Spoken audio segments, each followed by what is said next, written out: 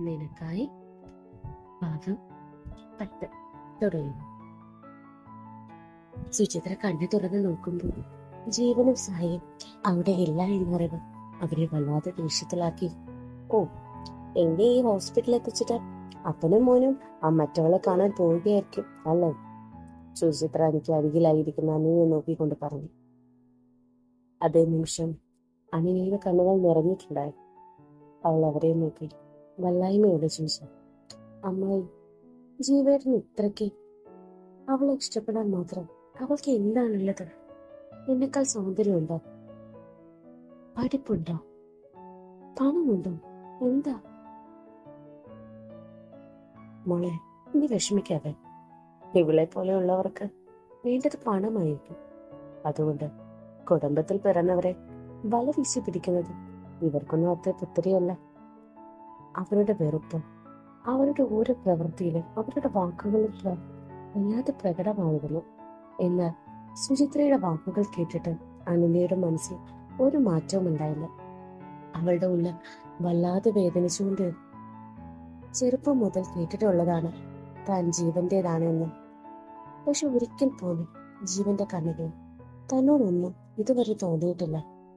തനിക്കും അങ്ങനെ തന്നെയായിരുന്നു. പക്ഷെ ജീവൻ മറ്റൊരാളെ സ്നേഹിക്കുന്നു എന്നറിയുന്ന നിമിഷം തനിക്കും അറിയില്ലായിരുന്നു ജീവേട്ടൻ തനിക്കെല്ലാമാണോ എന്ന്. ആ ഓർമ്മയിൽ അനിഞ്ഞു തന്റെ നിറഞ്ഞ കണ്ണുകൾ തുടച്ചു. ആ കാഴ്ച വല്ലാതെ വേദന ഉണ്ടാക്കുന്നത് തന്നെയായിരുന്നു.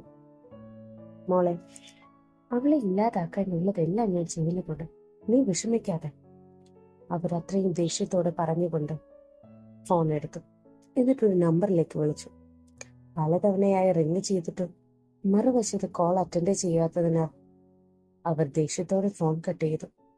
എന്നാൽ ഇതേ സമയം ആ ഫോൺ അഥർവിന്റെ കൈകളിലായിരുന്നു. അവൻ ബെല്ലടിക്കുന്നത് നോക്കിക്കൊണ്ട് മുന്നിലെ കാഴ്ചയിലേക്ക് നോക്കി. നേരത്തെ നിധിയെ അറ്റാക്ക് ചെയ്യാൻ വന്ന ടീം അവരെ ഇടിച്ചു ഇഞ്ചപ്പരോ ആക്കിയിരിക്കുകയാണ്. അതിലെ തലവൻ പതിയെ ഇഴഞ്ഞ് അവന്റെ കാൽക്കൽ വന്നു.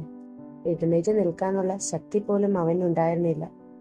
ആ നിമിഷം അഥർവിന്റെ കാലിൽ പിടിച്ചുകൊണ്ട്, ഭായ്, ആ കുട്ടി ഭായ്ക്ക് വേണ്ടപ്പെട്ടതായിരുന്നു എന്ന് എനിക്കറിയില്ലായിരുന്നു. അറിഞ്ഞിരുന്നെങ്കിൽ ഒരിക്കലും അറിയാം. അറിഞ്ഞിരുന്നെങ്കിൽ നീയൊന്നും അവളുടെ നേരെ നോക്കാൻ പോലും ഭയപ്പെടുമെന്ന്. പക്ഷെ നീയൊക്കെ അവളെ അറ്റാക്ക് ചെയ്യാൻ ചിന്തിച്ചത് പോലും തെറ്റാണ്. അതിനുള്ള ശിക്ഷയാണത്. ഇതൊന്നും ആവർത്തിക്കാതിരിക്കാൻ. അവർക്കുള്ള ശിക്ഷ തീർന്നില്ല എന്ന തിരിച്ചറിവിൽ എല്ലാവരും പേടിയോടെ അവനെ നോക്കി. അവന്റെ മുഖത്തെ പുഞ്ചിരി കാണുന്തോറും അവർക്ക് ഭയമേറി വന്നു. ദിവസങ്ങൾ കടന്നുപോയി. ജീവന്റെ വീട്ടിൽ സുചിത്ര അനന്യയുടെ വീട്ടിലാണ്. രാവിലെ മുതൽ തളർന്ന് കരഞ്ഞു കിടക്കുകയാണ് അവൾ. അവളുടെ അമ്മ പറഞ്ഞതിനനുസരിച്ച് സുചിത്ര വന്നതാണ്. അമ്മായി, നാളെയാണ് ജീവന്റെ കല്യാണം. എനിക്ക് പറ്റുന്നില്ല. നിറയുന്ന കണ്ണുകൾ തുടച്ചുകൊണ്ട് അനന്യ പറഞ്ഞു. എല്ലാ പ്ലാനുകളും പൊളിച്ച് അവൾ ഈ കുടുംബത്തിൽ കയറാനുള്ള എല്ലാ കാര്യങ്ങളും ജനിച്ചു നിൽക്കുകയാണ്. പക്ഷെ അവൾ തോൽക്കും. നാളെ അവന്റെ താലി കഴുത്തിൽ കയറാൻ അവൾ ഉണ്ടാകില്ല. അതിനുള്ള ഈ സുചിത്ര ജീവനുള്ള കാലത്തോളം അവളുടെ ആഗ്രഹം ഞാൻ നടത്തില്ല. പകയോടെ സുചിത്ര പറഞ്ഞു നിർത്തി. പിറ്റേ ദിവസം വിവാഹം. അതിരാവിലെ തന്നെ മേക്കപ്പ് ആർട്ടിസ്റ്റിന്റെ മുന്നിൽ ഇരിക്കുകയാണ് നിധി. വിവാഹ വേഷത്തിൽ അവൾ ഒരു ദേവതയെ പോലെ തോന്നിച്ചു. ചുവന്ന പട്ടുസാരിയിൽ അവൾ അത്രയ്ക്കും മനോഹരിയായിരുന്നു. അമ്പലത്തിൽ വെച്ചാണ് താലികെട്ട്. അത് കഴിഞ്ഞ് ഹാൾ ബുക്ക് ചെയ്തിട്ടുണ്ട്. നിധിയുടെ ഭാഗത്തു നിന്നും കുറച്ച് ഫ്രണ്ട്സ് മാത്രമാണ് ഉള്ളത്. അവരെല്ലാവരും അവളുടെ അവസ്ഥ അറിഞ്ഞ് ആത്മാർത്ഥമായി കൂടെ നിൽക്കുന്നുണ്ടെങ്കിലും ചിലർ അവൾക്ക് ലഭിച്ച ഭാഗത്തും അസൂയപ്പെടുന്നവരുമായിരുന്നു. എന്നാൽ നിധിയുടെ ഉള്ളിൽ വല്ലാത്തൊരു ഭയം പിടിമുറുക്കി.